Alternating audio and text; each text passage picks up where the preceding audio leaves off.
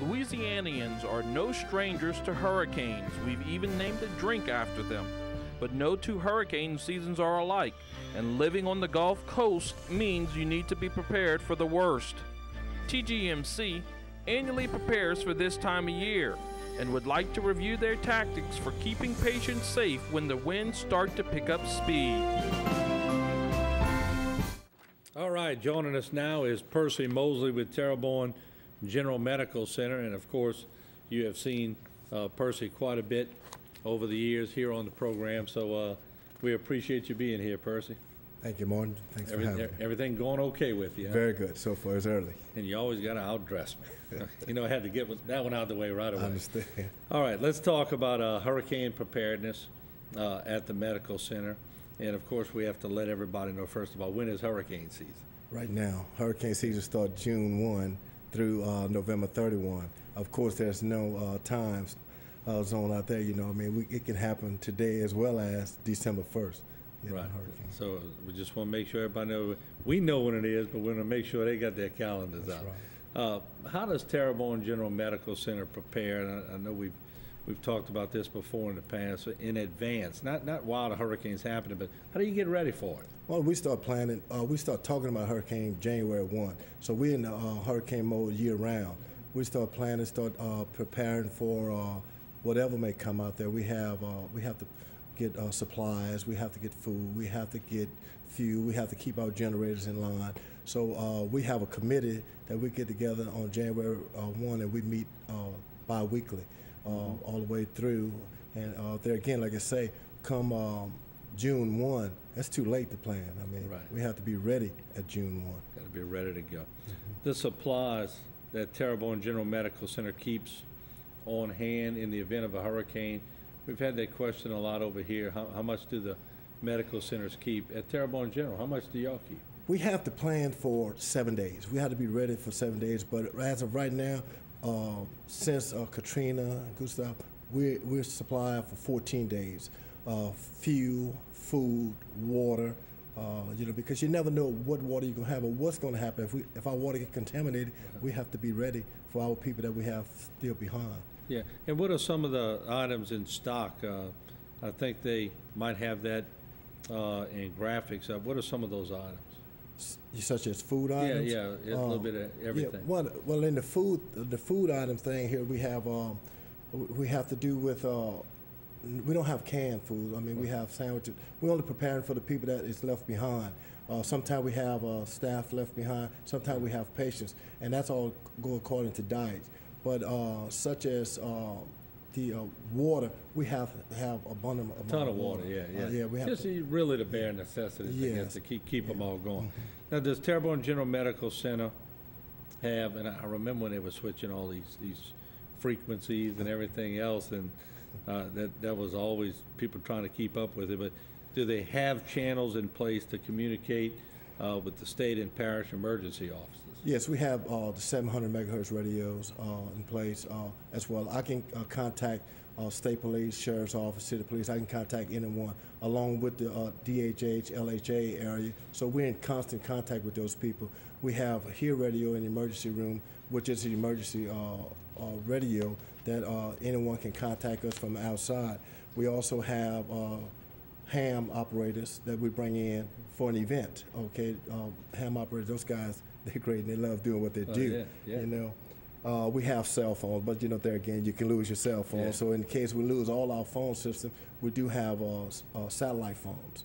Okay, you know, for everybody, so we can keep in contact with everyone. Our satellite phones is hardwired as well, and we do have a hard line also. Every time you say ham radio, I think of Dr. Quinalty. Dr. Quinalty. Yeah, he always has those ham radios That's working. right. All right, what we're going to do, we're going to take a break. We're going to come back more on hurricane preparedness at Terrebonne General Medical Center. It's all next. Don't go away.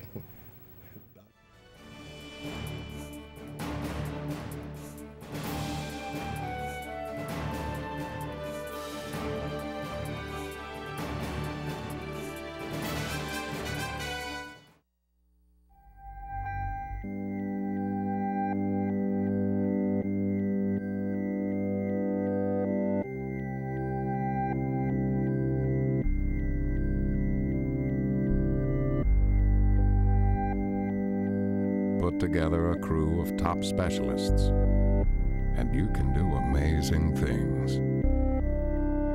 Cardiac care at TGMC. It all begins here. I'm a director here at the Little Theater in Houma. Sometimes I've acted, and I've even played in the orchestra. My name is Karen Chilling, and I was treated for breast cancer at Mary Bird Perkins at TGMC.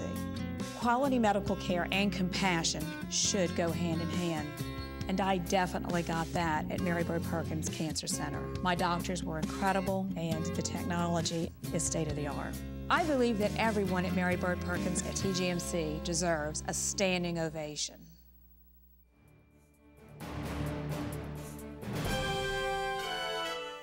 All right, welcome back to your Health with Terrebonne General Medical Center. And once again, we are with Percy Mosely. He's the Terrebonne General Medical Center Director of Protective Services and Region 3 Regional Coordinator. And we're talking about hurricane preparedness at the medical center. Now, let me ask you this, the emergency room. Will the hospital be able to accommodate emergency room patients during a hurricane? Not during a hurricane. Once the roadways are closed, once everything is shut down, we'll be in place to assist emergency people, emergency operation crew, EOC people that's out there on the ground. If something happens to them, we will have physician in place. We have someone in the emergency room to assist those people. But we hope there is no patients that are out there needing to come in during the hurricane. But yes, but we will be there unless we have to evacuate our facility. Right. Now, critical care patients, how do you deal with them at Terrebonne General Medical Center when there's a storm approach? Well, what happens, Mark, we start planning for that. In the minute it get the threat, our CEO, our administrative people, and clinical people get together, and we start discharging patients as soon as possible. Get as many people out of the hospital, out of harm's way as soon as possible. We have assistance, you know, with DHH, LHA. We have a system in place now called At-Risk Registry and EM Stats system that we have to download in the system constantly. We have to, and it's at real time. Okay, so what happened is, you know, with the hurricane, we work on the H hour. Okay, at H hour 120, I start on conference call. At H hour 120, it's still sunny outside. Everybody's still chilling, having a good time. Right. So at H hour 120, I start conference calls all the way down to 0. At H hour 60 is where I make the decision, hey, this is what we're going to do. We're going to shelter in place. This is what I need. This is the patient I have left. I might start out with 200 patients that I put in my system, and I might discharge all the way down to 60, might discharge down to 30. Right. Okay, but at H hour 60 is when I make the decision, this is where I'm at. Now, if I have to evacuate and all of my ground sources is over, I depleted all of my ground sources, ground units or whatever, I have assistance called MIEP, which is the Medical Institute Evacuation Plan, okay, which we hope we don't ever have to go to that, you know, to bring that in. The C-130 plan, that is not a comfortable thing, you know, but we hope we never have to go to that. Now, what about Terrebonne General Medical Center? I think in one, we've covered so many hurricanes here at HTV, and I remember at one point, people actually go and knock on the medical center thinking that it would be a shelter.